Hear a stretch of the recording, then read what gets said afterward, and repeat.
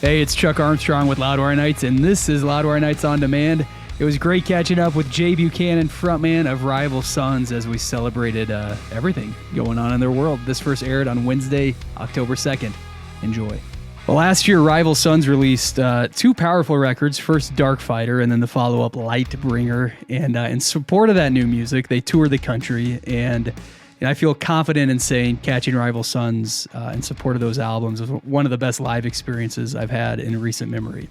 And now they're back on the road, still celebrating those two records from 23, and they're touring alongside Clutch through mid-October. So listen, if you want another incredible live experience, get ready for this one. Hanging with us tonight is Rival Sons frontman Jay Buchanan. Jay, thank you so much for being here, man. Of course, Chuck. It's a pleasure. So listen, I don't know if you know this, but last year, Loudwire named Rapture one of the best songs of 2023. And watching you guys perform that one live was definitely just an unforgettable moment, man. Like I remember kind of just being stunned by it. I don't know why. I was like, I've seen a lot of live music, but that song, the way you guys played it, the way you sang it, like it just knocked me back, man. That's cool to hear, man. Thanks. That song in particular, those last two records, Dark Fighter and Lightbringer, they're just completely different from anything that we've done before.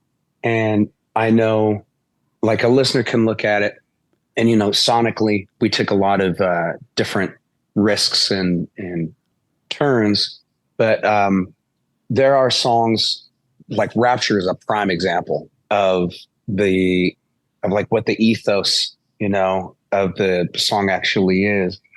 It's a lot closer to the bone than I think that for me as a writer than I've ever written with Wow. Rival Sons. And that song in particular is, it strikes something really deep for me.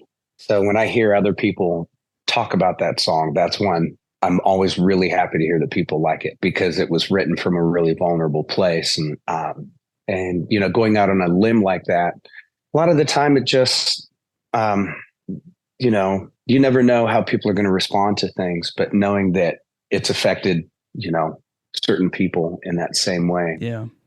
it's really good to hear. Which, I mean, I know as a songwriter, yeah, you don't write things just so other people react to them in a positive way. But man, when that happens, yeah, that's got to be no matter how long you've been doing this, that's got to be a great feeling. Well, no, yeah, it's like you're never writing. Of course, you're not writing songs for people. With Rival Sons, and for me as an artist and a songwriter, like our songs and our albums aren't a product. We don't make a product and going like, yeah, man, what everybody will really love. No, that's not really us. Yeah. For us, it's more like it's digging around in there to see what needs to be said. And going through the pandemic and the 2 years that we spent putting those two albums together, we went really deep. And but it's when you hear someone relating to it, that's the part that feels good. It's knowing that your signal is being met with someone else, and then it's not just going out when you know that it's making somebody feel good and feel what you feel, having that communication transmitted is always a good thing. I love that, man. I love how you put that. So considering these albums and Rapture, in particular, but the albums, just coming from a vulnerable, deeper place than ever before, is it tough sometimes to perform them on stage in front of people? Oh, you mean like emotionally? Yeah. No, not really. I mean, there've been a few times being on stage when there's like, really personal things, going on in my life, where you feel a little bit overwhelmed. But for the most part, being on stage in the first place is, it's a communicative thing. You're up there to express, and it's all raw nerves in the first place. It's like you're putting it all out there, and all of that vulnerability and all of the, I was having a conversation with Scott, my partner, day before yesterday, and we were talking about like being on deck it's like hyper focus and hyper awareness and hyper sensitivities. And I think that being up there already, you're already so exposed that it's like, well, here it is. I'm just going to confess everything, you know, Yeah. because it's like, you know, when you're an artist, it's like when you perform like that, it's kind of like you're just living with your pants down, and that's just the way it is. That's a new one. Yeah. But I can imagine that feeling sometimes, man. Well, you're back on the road now, celebrating these songs, celebrating these albums, and celebrating all that Rival Sons have done. How's it feel to be back on the road, and especially alongside Clutch? I'll tell you this, Chuck. It's not lost on me how like what a great experience this uh, it's weird to call it a vocation, but it is my job. You know, it's how I keep the lights on and provide for my That's family. right. Yeah. But I love doing this. I love to tour. I love touring and being able to, you know, be on stage and play music with people that I love so much every day with a great crew and traveling the way that we do. It's a it's just such a great lifestyle, you know. I miss my family dearly. A lot of FaceTime and phone calls and everything. But I love being able to be out here and Yeah. do this. But being out with Clutch, this has been really cool because right now we have Clutch and Fu Manchu, and those are two like amazing bands. Yeah, man. Yeah. And maybe Fu Manchu and Clutch have a little more in common than like Rival Sons and Clutch or Rival Sons and Fu Manchu. But I love it because it's like it's three different bands, three different styles that are just giving their version of the truth, you know, telling their story. And I'm a fan of both of those bands. Right And on. it's really been cool knowing that you know, concert goers and people in the audience, they're getting a full night of rock. Like they're really getting. Sometimes I worry, like, man, that's pretty fatiguing for. Uh, we're talking about like 4 hours of just Yeah. Yeah. just the audience is. I imagine like by the end of the night they're just getting pummeled, but I love it. It's been great so far. Well, and when Fu Manchu jump off the tour, then Blackstone Cherry jumps on, and again, That's right. like from start to finish, right? I know people will say like, "Oh, I want to miss the opener, or I'll come late." Like Fu Manchu, Blackstone Cherry, you can't miss that, man. You can't be Yeah. late. Yeah, getting Chris and the guys on with Blackstone Cherry. Those are old friends of ours. You know, we've played a lot together, and it's always a good time to share a bill. Yeah, it's exciting, man. I love it. So you kind of strike me as a reflective guy. I don't know if that's accurate or not, but 2024 marks the 15th anniversary of the formation of Rival Sons. Is that something that you've given much thought to, or that you spent time reflecting on? I think now more than ever, I think that I do consider it. I consider the mileage, and it's a crazy thing to have gone down such a long road, all of us together, and with 9 records. And I think that looking back, I think there was something about releasing those 2 records last year and going through such a tumultuous like station period, to make those records and then releasing them. I think that there was something of it's like a fever breaking or something like that.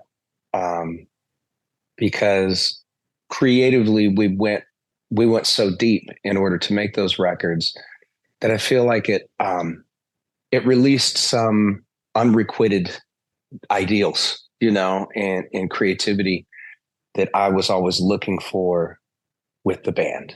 And having finally made those records, there's a certain freedom, as well as gratitude, looking back and going like, okay, well, we have achieved this. We've achieved this artistically.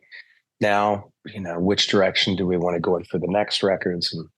But I think it's looking back at all of the ground that we've covered and all of the albums that we've made and all of the stages that we've been on, all of the countries that we've been to. I think I enjoy it more than ever. And I think that the rest of the band does too. It's like, I'm not jaded at all. Yeah. And it's just, it's a great way to live. And I look forward to writing more songs, making more records and playing more gigs. It's, I always hear about people getting jaded, and I could not imagine that. I couldn't, I could not imagine feeling stunted that way. I know with us that we're Rival Sons, we've always been about growth and breaking new ground and not repeating ourselves and all of that. And it's like, it's a complete mystery, to this day, exactly how it works and exactly how that energy functions. And I love that, man. Well, and I also think like 9 albums, worldwide tours, all those things, 15 years, like to be at this point and to still be like, I feel like we're exploring new ground, or right, we've found new creativity, or I feel even freer than I ever have before. Like that's gotta be such a great feeling, as opposed to going 15 years into it, getting jaded or feeling like you're cornered or you have to fit into a formula. Like you feel the exact opposite, man. That's gotta be such an incredible feeling as an artist. Yeah, or it's like, I just don't feel like what you said, formula.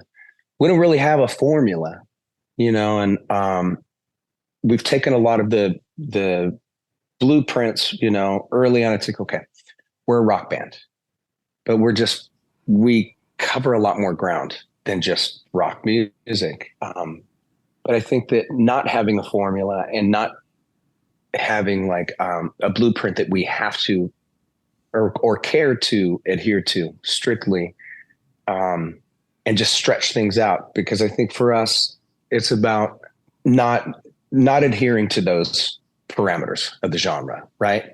Taking them and with respect, but like really establishing our own hybrid of what that is, of what our slice, of the pie is for rock. Because, that's the same thing that all of the greats have done.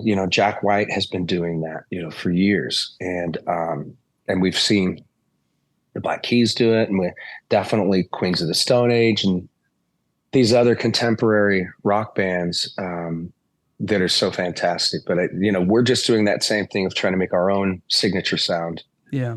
And I think not feeling claustrophobic about it allows that renewal, and it allows us to reinvent, So as an artist, as a writer, as a performer, I mean, listen, releasing 2 albums in 1 year is it's a rarity, right? It's no small feat, let alone when you start talking about, how deep you guys got, and, you kind of started exploring new things that you never had done before as a band. Are you already thinking about what's next, or do you feel like, no, I still need some time, like with this? No, I'm already thinking about what we're going to do next. And Scott and I are starting to get our heads together, because I can write on my own and Scott can write on his own. It's really about what we do. It's what we do when we bring it all together. And I'm thinking about that, and I'm looking forward to getting back into the studio. So we're throwing around different dates and time frames of when we can make that happen in this next year. Sweet, man. Well, that's pretty exciting. Also, if we could get that tour of Queens, the Keys, Jack White, and Rival Sons together, that'd be a pretty killer tour, man. Yeah, of course. I mean, at this point, I'd be relieved to hear of Queens being able to do anything with Josh being that's ill. Right. Yeah. So I look forward to some good news on that front. That's for sure. But no. That'd be a dream tour. That's for sure, man. We'll toss that out to the rock gods, man. Jay Buchanan, thank you so much for hanging on the show tonight, man. Listeners, go grab Dark Fighter, grab Lightbringer, the 2 most recent albums from Rival Sons. They came out last year. And then make plans. Do whatever you got to do. Catch them on the road this year alongside Clutch. And maybe, depending on your town, Fu Manchu, maybe depending on your town, Blackstone Cherry. Either way, it's a win-win, man. We've got the dates at loudwire.com. You can grab them and everything you need for Rival Sons at rivalsons.com too. Jay, let's do this again, man. It's great chatting, and I can't wait to see you on the road this year. Yeah, thanks so much, Chuck.